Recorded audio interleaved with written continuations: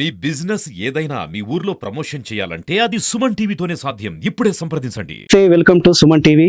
మనం ప్రస్తుతం భైన్సా మండల్ కోతులుగాం గ్రామంలో ఉన్నాము. ఈ కోతులుగాంకు ఉన్న విశిష్టత ఏంటంటే చాలా పెద్ద ఎత్తున కుండల తయారీ కుమ్మరులు ఎక్కువ శాతం ఉన్నారు. అంటే ఇక్కడనే ఈ దాదాపు ఉమ్మడి ఆదిలాబాద్ జిల్లా మొత్తం వ్యాప్తంగా కుండలు ఎక్కువ తయారవుతుంటాయి. ఇక్కడ నుంచే కుండలు కొనుక్కపోయి పట్టణాలలో కానీ గ్రామాలలో కానీ అమ్మడం జరుగుతూ ఉన్నది. అయితే ఈ కుండలు ప్రజెంట్ చాలా గ్రామాల్లో అంతరించిపోయాయి. ఇది ఒక కులవృత్తి. ఈ కులవృత్తి తాతల తరాల నుంచి తయారైనటువంటి కుండలు ఇప్పుడు ఈ రోజులలో కనుమరుగైపోయి కుండలు ఎక్కడ కూడా కాని రాకుండా అయిపోయినాయి. ఇటువంటి పరిస్థితులలో ఎక్కడో మారుమూల గ్రామం అయినటువంటి కోతులుగాంలో ఇక్కడ కుండలు తయారు చేస్తున్నారు. వారి వారసత్వాన్ని కొనసాగిస్తున్నారు. మనతో ప్రస్తుతం ఆమిడ పోతన్న గారు ఉన్నారు. వారిని అడిగి మరిన్ని వివరాలు తెలుసుకుంటాం. నమస్కారం పోతన్న గారు. ఇప్పుడు చాలా గ్రామాలలో కుండల తయారీ అనేది ఆగిపోయింది. ఎక్కడ కూడా కుండలు తయారు కావడం లేదు. కానీ ఇక్కడ మీ కోతులుగాంలోనే మాత్రమే కుండలు తయారవుతున్నాయి. అంటే మీకు ఎందుకు అనిపించింది ఈ కుండలే తయారు చేయాలా? అంటే మీకు అమ్ముడు పోతు అంటే దేని కోసం ఈ కుండలు మంచి మటకు సిద్ధ మటకు అన్నిటికుంటాయని నేను చేస్తున్నాను సార్. Okay okay.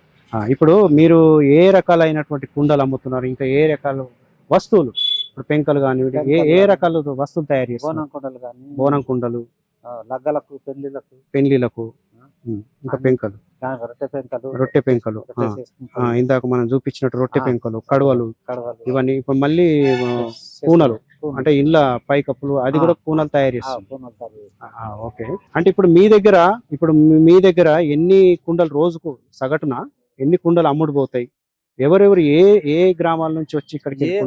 మస్తు ఊరోళ్ళు అసలు సార్, తెలంగాణ నుంచి అసలు ఇక్కడ అసలు గుంటలోళ్ళు అంటే చాలా ఊర్ల నుంచి వచ్చి మీ దగ్గర కొనుక్కోవాలి. అంటే మీరు చేసినందుకు, మీరు కష్టపడ్డందుకు మీకు గిట్టుబాటు ఉన్నదా? అంటే లాభాలు పర్వాలేదా? మంచిగా ఉంటది సార్, లాభాలు అంటే కష్టపడితే ఖచ్చితంగా డబ్బులు ఇచ్చారు కూడా పోతారు. Okay okay. అంటే మీరు చేస్తున్న వృత్తికి మీకు న్యాయం జరుగుతుంది అన్నమాట. అంటే ప్రభుత్వ పరంగా మీకు ఈ కుండలను అంటే కుమ్మరి వాళ్ళను ప్రోత్సహించేటువంటి ప్రభుత్వ పరంగా ఏమైనా వాళ్ళు చర్యలు చేపట్టాలని మీరు కోరుకుంటున్నారా? అంటే మీరు ప్రభుత్వాన్ని ఏ విధంగా అడగాలనుకుంటున్నారు? అంటే మీకు కుండలు పరిశ్రమ పెట్టుకోవడానికి ఏదైనా లోన్లు కానీ ఇంతకు ముందు ఏమైనా అడిగారా? ఎవరైనా సంప్రదించారా? అడిగినాను సార్, లోన్ ఇస్తామా అది ఇస్తామని. బైసలా రెడ్డి అని ఉన్నాడు, కుమ్మర్ రెడ్డి, భోజన్ ఉన్నోళ్ళు, వాళ్ళు చేస్తామన్నారు కానీ ఇదివరకు చేయలే, ఇంకా ఏమీ చేయలేదు. అంటే మీ జనరేషన్ అంటే మీ తాతలు తండ్రులు అందరు కుండలు తయారు చేసేవాళ్ళు. ఒకప్పుడు కలకలలాంటి గ్రామాలు, అన్ని వృత్తుల వాళ్ళు, వడ్రంగి వృత్తుల వాళ్ళు వడ్రంగి పని చేసేవాళ్ళు, కుమ్మరి వాళ్ళు కుమ్మరి పని చేసేవాళ్ళు, ఇంకా కంసాలి వాళ్ళు గోల్డ్ పని చేసేవాళ్ళు. ఇవన్నీ అంతరించిపోతున్నాయి. ఎక్కడో మారుమూల గ్రామంలో, ఇక్కడ కోతులుగాంలో మాత్రమే కుండలు తయారు కావడానికి కారణం ఏంటిది? అంటే మీకు స్ఫూర్తి ఎవరు మీకు చెయ్యమని చెప్పి ఎవరు చెప్పారు? బాగా ఊరోళ్ళు వచ్చి చెప్పిపోతారు, మాకు పెళ్లిళ్ళు ఇట్లా కుండలు కావాలా, పెంకలు కావాలా, బోనం కుండలు కావాలా అని వచ్చి చెప్పిపోతే మేము చేసి వాళ్ళకి ఇస్తాం, అమ్ముతాం. అంటే ఇప్పటి వాళ్ళు ఎందుకు తయారు చేయట్లేదు మరి? మీ తర్వాత మరి మా పిల్లగాని చేయకొచ్చింది సార్, చేయకొచ్చింది కానీ మేము చేస్తున్నాం. ప్రస్తుతం వాళ్ళ యంగ్ జనరేషన్ అయినటువంటి ఆమెడ ఉమానంద్ ఉన్నారు. చెప్పండి బ్రదర్, ఇప్పుడు మీరు అంటే మీ తండ్రులు తాతలు అప్పట్లో కుండలు తయారు, ఇప్పటికి కూడా పోతన్న గారు దాన్ని కొనసాగిస్తున్నారు. మరి మీరు ఎందుకు ఇంట్రెస్ట్ చూపెట్టడం లేదు? అంటే మీరు అంటే నిరుద్యోగులుగా ఉన్న కొందరు యువత కూడా ముందుకు వస్తే ఒక కుటీర పరిశ్రమ కూడా తయారవుతుంది కదా. మరి మీ జనరేషన్ ఎంతవరకు దీన్ని యూటిలైజ్ చేయాలనుకుంటున్నారు? మాకు ఏంటంటే ప్రజెంట్ మాకు ప్రోత్సాహం లేదు సార్. ఓకే. సో దానివల్ల ఇప్పుడు మా దాంట్లో ఇక్కడ మా ఊర్లో 70-80 చేసే వాళ్ళు ఉన్నారు. 70 మంది మొత్తం కుమ్మరులు మేమే ఉన్నాం. అవును. మా ఓటింగ్ శాతం కూడా మాదే ఎక్కువ. ప్రతి ఇంట్లో వాళ్ళు కుండలు చేసేవాళ్ళు, మా తండ్రులు మా తాతలు మొత్తం కుండలు చేసేవాళ్ళు. కుండల మీదే మేము ఒకప్పుడు. ఇప్పుడు దానికి మాకు ప్రోత్సాహం ఎటువంటిది లేదు. సో ఇప్పుడు ఏదైనా ఇప్పుడు మనకు అప్పుడు ఆ టైంలో వేరు, ఏది చేసినా కుండ ద్వారా అయిపోయింది. ఇవన్నీ మనకు మిషన్స్ ద్వారా అయిపోతుంది కాబట్టి దానికి కొంచెం తగ్గిపోయింది, తగ్గిపోయింది. చేయడానికి ఇంట్రెస్ట్ కూడా చూపిస్తలేదు. ఇప్పుడు ఇప్పటి జనరేషన్ చాలా మంది నిరుద్యోగులుగా అంటే ఏదో చిన్న చిన్న ఉద్యోగాల్లో సెటిల్ అవుతున్నారు సిటీలలో. కానీ మీ వృత్తి ఎందుకు ఎంచుకోవాలని చెప్పి అనుకుంటలేరు? మీ ప్రభుత్వానికి మీరు ఇచ్చేటువంటి అంటే ఏ రకంగా మీరు ప్రోత్సాహం అందిస్తే ఇది ముందుకెళ్తారని మీరు భావిస్తారు? మాకు ఇంతకు ముందు కూడా అంటే కుమ్మరులకు సంబంధించినవి గవర్నమెంట్ లోన్లు ఇస్తామని చెప్పారు. కొందరికి సార్లు ఇచ్చారు, కొందరికి ఇవ్వలేదు. అటువంటి కొన్ని ఇచ్చారు. కాకపోతే మా గవర్నమెంట్ నుంచి ఎటువంటి మాకు సహకారం లేదు. మేము ఎన్నిసార్లు ధర్నాలు చేసినా కానీ చాలా సార్లు చెప్పడం జరిగింది పెద్దవాళ్ళకి, ప్రెసిడెంట్ లాగానే చెప్పడం జరిగింది. సో మాకు ఎక్కడ అనేది ఏం అవ్వడం లేదు. మాకు ఇంట్రెస్ట్ కూడా చూపించడం మా దగ్గర నుంచి. ఒకవేళ ప్రభుత్వ పరంగా మీకు సహాయం గాని అందితే, లోన్లు కూడా అందితే మీ యువత ముందుకు వస్తారా? మాకు కూడా ఇప్పుడు నేను ఎడ్యుకేషన్ క్యాండిడేట్ ని జాబ్ కూడా చేస్తున్నాను హైదరాబాద్ లో ప్రజెంట్. నాకు చేయొచ్చు. సో మాకు ప్రభుత్వం నుంచి చేయడం కూడా నేర్చుకున్నా వచ్చు. చిన్న చిన్న జిబ్బందులు కూడా చేయగలుగుతారు.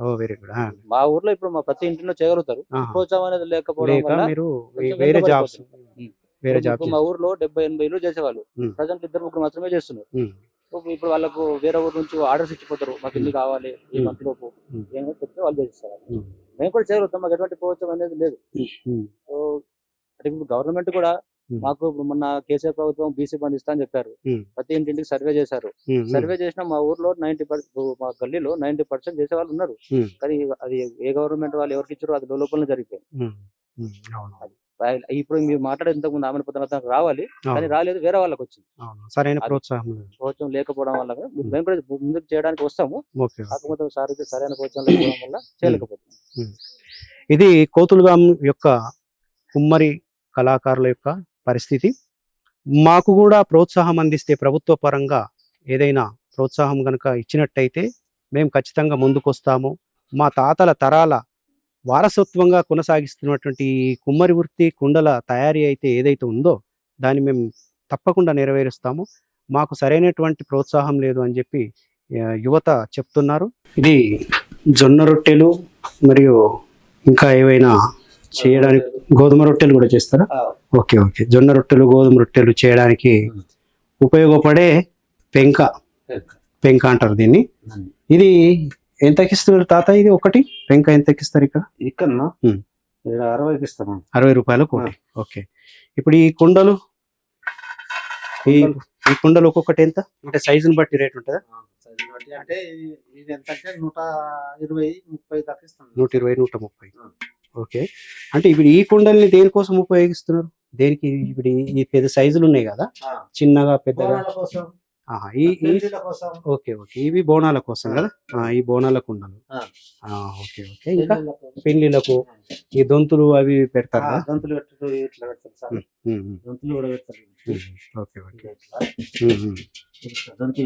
అవును, ఒకదాని మీద ఒకటి పెడతారు. ఇంకా కుండలు కాకుండా ఇంకేం తయారు చేస్తున్నారు మీరు? కడవల చిన్న చిన్న కడవలు ఉంటాయి కదా. అంటే మీకు గిరాకీ అది బాగా అవుతుందా? మీకు గిరాకీ బాగా అవుతుంది. ఇవి చిన్న చిన్న కుండలు అంటే వీటిని కడవలు అంటారు. ఓకే. ఈ కడవలు ఎంతకి ఇస్తారు? ఒకటి ఎంత? 20 రూపాయలు కోటి. ఓకే. ఈ కడవలు, పెంకలు, ఈ కుండలు ఇంకా ఏమి తయారవుతుంది? ఇంకా పొయ్యిలు కదా, మట్టి పొయ్యిలు. అవునవును. ఒకటి చూపిస్తారా? ఒక మట్టి పొయ్యి. ఓకే. ఇది అంటే ఒక కుటీర పరిశ్రమ. ఇది ఇక్కడ కుండలు అప్పుడప్పుడు డ్యామేజ్ అవడం కూడా జరుగుతుంది. పాపం డ్యామేజ్ అవడం అంటే పలిపోవడం వల్ల కూడా ఇది పొయ్యి కొంచెం బెండ్ అయినట్టున్నది. ఇది పొయ్యి, కుమ్మరి పొయ్యి. ఇది దీని మీద వంట పాత్రలు పెట్టేసి కట్టెల పొయ్యి అన్నమాట. ఇది యాక్చువల్లీ కట్టెల పొయ్యి, రొట్టెల పొయ్యి. అన్నం వండుకోవడానికి, రొట్టెలు చేసుకోవడానికి. అంటే పూర్వకాలం లోపల ఎక్కువగా కట్టెల మీద వండుకునేవారు కాబట్టి ఇది చాలా మంది తక్కువ అయిపోయింది ఇప్పుడు వాడడం. పల్లెటూర్లలో కూడా సిలిండర్స్ అయిపోయాయి కాబట్టి ఇలా కొంచెం బ్రహ్మాండంగా పెట్టుకోవచ్చు. కుండలు ఏదైనా వండుకోవచ్చు. ఇప్పుడు కుండ చికెన్ కానీ, కుండలు పప్పులు కానీ. పూర్వకాలం పప్పు దీంట్లోనే వండేవాళ్ళు కదా, అన్నము పప్పు అన్ని కుండల్లో వండేవాళ్ళు కాబట్టి ఆరోగ్యంగా ఉండేవాళ్ళు. మంచిగా 100 సంవత్సరాలు బతికేది, ఎటువంటి రోగాలు లేకుండా. ఇప్పుడు అన్ని ప్లాస్టిక్ అన్ని కావడం వల్ల, అల్యూమినియం ప్లాస్టిక్ వల్ల రోగాలు వచ్చేసి.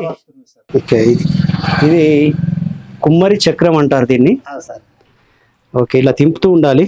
అంటే ముందు ఇది కర్రతో వచ్చేది కదా, ఇప్పుడు ఐరన్ మొత్తం ఇనుముతో చేసి సార్ ఇట్లా తిప్పుతూ దాని మీద ఆవిడ ఉన్నది కట్టె ఓకే ఓకే ఇది చేయండి ఒకసారి చేస్తున్నాను. ఓకే, ఈ కుమ్మరి చక్రం మీదనే ఒక కుండ గాని ఏదైనా పాత్ర గాని ఒక ఆకారాన్ని సంతరించుకుంటుంది అనమాట. ఇది ఒక కళ.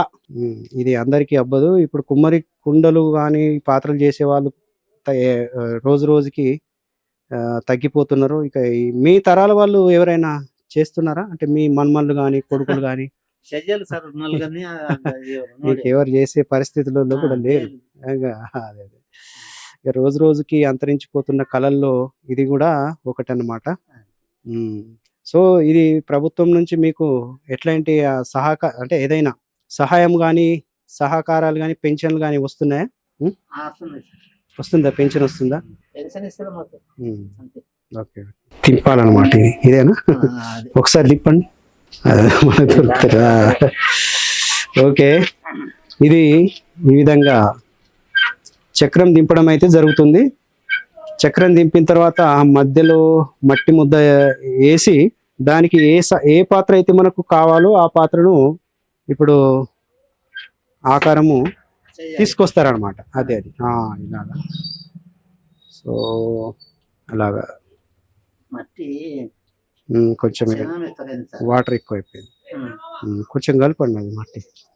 ఇది అంటే కుమ్మరి కుండలు తయారు చేసిన తర్వాత, పచ్చి కుండలు తయారు చేసిన తర్వాత ఇది ఇక్కడ పెట్టి కాల్చడం జరుగుతుంది. దీన్ని బట్టి అంటారు.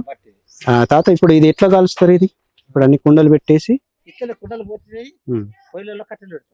పొయ్యిలు తయారు చేసేసి కట్టెలు పెట్టి కాల్స్తారు అన్నమాట మొత్తం. అప్పుడు ఒక రెడ్ షేప్ అనేది రావడం జరుగుతుంది.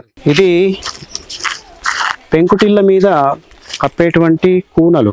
యాక్చువల్లీ ఇది ఈ 2 పీసెస్ చేయడం జరుగుతుంది. దీన్ని 2 ముక్కలుగా చేసి ఇలాగా ఇటు పైనుంచి ఒకటి కింది నుంచి ఒకటి వస్తుంది అనమాట. ఇప్పుడు ఈ పెంకుటిల్లు అంటే పెంకుటిళ్ళకి పెంకులు వాడట్లేదు, ఎక్కువ బెంగళూరు కూనలు వాడుతున్నారు కాబట్టి ఇవి చాలా తగ్గిపోయాయి అనమాట. తగ్గిపోయింది. అవును.